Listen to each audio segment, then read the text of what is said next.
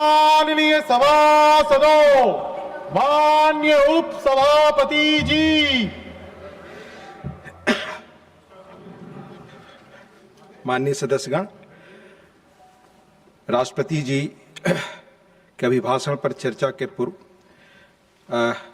honorable members, as announced earlier, the House will sit up to 8 p.m. today to accommodate 8 p.m. today to accommodate more members to participate in the discussion on motion of thanks on the President's address. I urge the honorable members to be on their seats when their names are called. Now further discussion on the motion moved by Sri Sadanand Master and the amendments moved thereto on the 2nd February 2026. I now call upon the members whose names have been received for participation in the discussion. Sir, leader of the house ने कहा था कि वो बयान देने के Please. वो बयान कब होगा? That will come. They will give. बयान कब होगा? बस श्री माननीय घनश्याम तिवारी जी, माननीय घनश्याम तिवारी जी, माननीय जयराम जी, बयान आ जाएगा, बैठ जाए आप। माननीय घनश्याम तिवारी जी, प्लीज आप बोले, आपकी बात रिकॉर्ड पे चल जाएगी। माननीय घनश्याम जी, आपकी बात रिकॉर्ड हो जाएगा साहब। आपकी बात ही रिकॉर्ड पे जा रही। माननीय उपसभापति महोदय, आपको बहुत बहुत धन्यवाद है कि आपने मुझे बोलने का अवसर दिया। महामहिम राष्ट्रपति महोदय के धन्यवाद प्रस्ताव को जो मास्टर सदानंद जी ने प्रस्तुत किया और श्रीमती विश्राम कुलकर्णी जी ने इसका समर्थन किया, मैं उसके समर्थन करने के लिए खड़ा हूं। माननीय उपसभापति महोदय, ये शुरू करने से पहले मैं कहना चाहूंगा कि जिन्होंने ये प्रस्ताव प्रस्तुत किया और समर्थन किया, जब वो प्रस्ताव प्रस्तुत कर रहे थे उस समय की उनकी स्थिति देखते आप तो अपन को पता लगता है कि भारत जैसे लोकतांत्रिक देश में असहिष्णुता, विचारों की असहिष्णुता और क्रूरता का अगर कोई नमूना देखा जा सकता है तो जितना अन्याय सदानंद मास्टर जी के साथ हुआ वो उस क्रूरता के और अत्याचार के प्रतीक के रूप में थे। और इसके साथ इतना अन्याय होने के बाद में दृढ़ निश्चय से मातृभूमि की रक्षा करने के लिए और भारत माता के लिए करें। Take your seat. नो, आप हर बार खड़ा होकर डिस्टर्ब न करें। Please take your seat. तो ये उनका सबसे बड़ा काम था। तो ये केरल में जो राजनीतिक हिंसा हुई, उस हिंसा के वो लोग आज लोकतंत्र की बात करते हैं। तो मुझे ये समझ में नहीं आता। तो सभापति महोदय, अब मैं You will get your opportunity. Please take your seat. आपसे निवेदन करना चाहूंगा कि महामहिम Please speak to the chair. You will get your opportunity to speak. राष्ट्रपति महोदय जी ने अपने अभिभाषण के 26वें और 27वें पेरे में जो अंतिम पेरा है उसमें उन्होंने आग्रह किया कि सरकार, संसद और आम नागरिक मिलकर भारत के भविष्य का उत्थान करने के लिए आगे बढ़े। और मैं कांग्रेस के माननीय सदस्यों से निवेदन करना चाहूंगा कि बार बार वो कहते साहब नेहरू जी का नाम नहीं लिया, नेहरू जी का नाम नहीं लिया।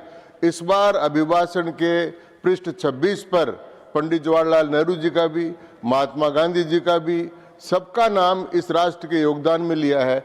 और ये योगदान का नाम लेते उन्होंने कहा है कि हम सब मिलकर अब ऐसा योगदान करें कि 2047 तक भारत एक विकसित राष्ट्र के रूप में बने। ये यहां से उनकी शुरुआत है। लेकिन मैं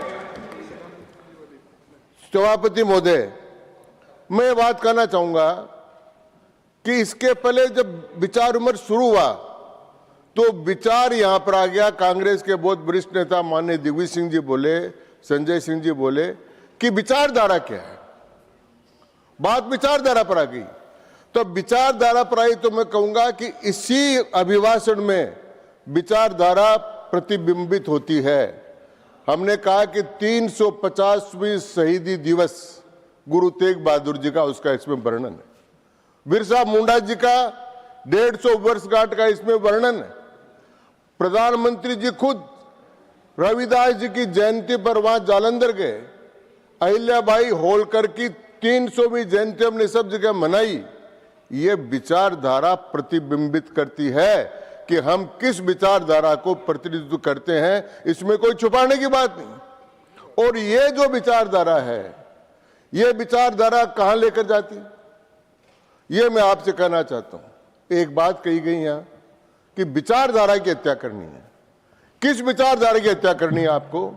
हमने गुरु तेग बहादुर जी का शहीदी दिवस मनाया और उनके 4 बेटों का वीर बाल दिवस मनाया, इस बात की हत्या करना चाहते।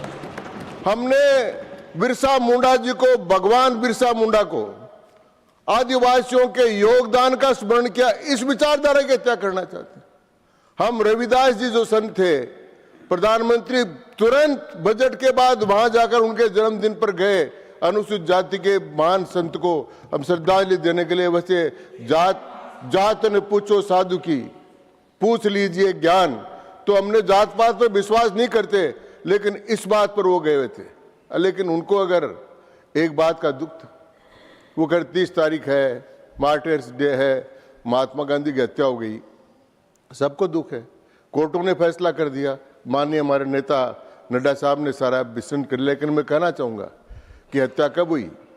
महात्मा जी ने कहा था कि भारत का विभाजन मेरे शरीर के टुकड़े होने पर, मेरा शरीर कटने पर होगा। लेकिन कांग्रेस पार्टी ने उनके जीते जी पाकिस्तान भारत का विभाजन स्वीकार करके उनके विचारधारा की हत्या कांग्रेस ने करी। यह मैं कहना चाहता हूं। आज विचारों की हत्या करें, किस विचारधारा की हत्या करेंगे आप? वो बोला उसका, अब आप वो काम बचा हुआ काम अब अपन को पूरा करना, गांधी जी का अनुयायी अपन ये काम पूरे करेंगे। अब मैं दूसरी बात कहता हूं कि ये क्या बनाना चाहते हैं। हमको बनाने का 3 बार भारत के महामहिम राष्ट्रपति चुनने का मौका मिला। पहली बार मिला तो एपीजे अब्दुल कलाम साहब को किया, वो मुसलमान। फिर मिला तो रामनाथ जी कोविंद को किया, शेड्यूल कास्ट के थे। और फिर मिला तो आदरणीय श्रीमती द्रौपदी मुर्मू जी को किया, वो शेड्यूल ट्राइब के। ये विचारधारा हमारी तो साफ है। फिर मणिकर्णिका घाट को लेकर वो कह रहे थे, अरे मणिकर्णिका जहां भगवान मां पार्वती की मणि गिरी थी, उसको अगर भव्य स्वरूप प्रदान कर रहे हैं तो उसमें समस्या क्या आ रही है? फिर उन्होंने हमारी विचारधारा को कहकर क्या, ये आरएसएस की विचारधारा क्या? मैं बहुत साफ करना चाहता हूं, मैं आरएसएस का आदमी, 72 साल से स्वयंसेवक हूं आरएसएस। और हमारे यहां क्या कहा है? नमस्ते सदा वत्सले मातृभूमि। सबसे पहले हमने मातृभूमि को नमस्कार किया। फिर हमने कहा त्वदीयाय कार्याय बद्धा कटियम, हम तेरे कार्य के लिए कमर कसकर खड़े हैं। फिर कहा पतत्वे सकायो नमस्ते नमस्ते, यह शरीर जो है तुम्हारे काम आए, आपको बार बार नमस्कार है। और अंत में कहा परम वे भवन ने तुम्हें तत्स्वराष्ट्रम, मेरा राष्ट्र परम वैभव के शिखर पर पहुंचे। तो ये 2047 में जो आत्मनिर्भर परम वैभव की बात करनी है ना, उसकी प्रार्थना तो हम 100 साल से कर रहे हैं साहब, इसलिए सदी तो पूरी हमारी बीत गई। तो मैं दूसरी बात करना चाहता हूं कि कुछ एक यहां फेडरल सिस्टम की बात हुई बार बार, माननीय त्रिचू शिवाजी नहीं है, उन्होंने बार बार कहा हिंदी के नाम लेकर और नाम लेकर कि फेडरल है, कोऑपरेटिव फेडरलिज्म है। भाई भारत के फेडरलिज्म को समझना बहुत जरूरी है, वो समझ ले अच्छी तरह से। भारत, ये जो हमारे अलग अलग राज्य हैं, इनका मिलाकर संघ नहीं है। अमेरिका के 51 जैसे राज्य अलग अलग, उनका मिलाकर संघ है। ये भारत का संघीय विधान नहीं है। माननीय उपसभापति महोदय, आप तो खुद विद्वान है, एकीकृत संघ है भारत का। किसी दूसरे देश का जो फेडरल सिस्टम है, उसमें केंद्र को राज्य की सीमा बदलने, नए राज्य बनाने का अधिकार प्राप्त नहीं है। भारत का यह संविधान है जिसमें यह अधिकार केंद्र को प्राप्त है, और इसलिए भारत एक एकीकृत संघ है, वो राज्यों का मिलाकर संघ नहीं है। यह बात डीएमके के नेता को अच्छी तरह से समझ लेनी चाहिए। और इसका उदाहरण देता हूं कि साहब फेडरलिज्म पर हमला हो रहा है। फेडरलिज्म पर हमला कब होगा? संघवाद पर। क्या केंद्रीय सूची, राज्य सूची, समवर्ती सूची, तीनों सूचियों में आज तक भारत सरकार ने कोई परिवर्तन नहीं किया, कोई संविधान संशोधन नहीं किया। कहां से अधिकार ले लेंगे? और अधिकार अगर लेने की बात है तो आज डीएमके के बंधु नहीं है, वो सुन लें। 1976 में जो 42nd amendment of the constitution हुआ था, उसमें राज्यों के अधिकार खत्म करने की बात की गई थी और उसमें डीएमके उस समय कांग्रेस के साथ थी, राज भी साथ है, इसलिए वो काम उन्होंने किया। शिक्षा संवर्ती सूची में नहीं थी, राज्य की सूची में थी, उस समय संवर्ती सूची में डाला गया था और बहुत से काम हुए थे। इसलिए मैं कहना चाहता हूं कि उस समय का जो बात करना है वो अनुचित है। और अब मैं दो बातों को ध्यान करना चाहता हूं। भारत के प्रधानमंत्री के लिए संस्कृत का एक श्लोक है, वो मैं आपको पढ़ दूंगा, आपकी इजाजत होगी तो। उत्थाय भारत भूमिम विश्वे शिरोभूषणम धैर्येण ज्ञानम संपन्नान बोधयते प्रभुता। भारत भूमि को उठाकर विश्व में शिरोभूषण बनाओ, धैर्य और ज्ञान से संपन्न होकर अपना नेतृत्व प्रदर्शन करो। ये धैर्य और ज्ञान से प्रेरित होकर कल जो रात को ट्रंप के साथ समझौता हुआ, मोदी जी ने इस श्लोक को चरितार्थ कर दिया। और दूसरा उसी प्रकार का, मैं उस पर नहीं जाऊंगा, वो बजट का है, लेकिन ये जो मदर ऑफ डील्स हुई है, तो मैं आपके तो कंप्लीट कर दूं। मदर ऑफ डील्स जो हुई है, उस डील्स के बारे में, और अंत में मैं, जब आपने इतना सा समय दिया है, तो मैं ये कहना चाहूंगा कि अगर चर्चा करनी, समय पार्टी देती, हम पालन करने का अनुरोध करते हैं। तो मैं कहना हूं कि चर्चा अगर करनी थी तो ये चर्चा करनी थी आपको कि 25 करोड़ लोगों को गरीबी की रेखा के बाहर निकाल दिया। चर्चा करनी तो ये करनी थी कि 95 करोड़ लोगों को सामाजिक सुरक्षा के दायरे में लेकर आ गए।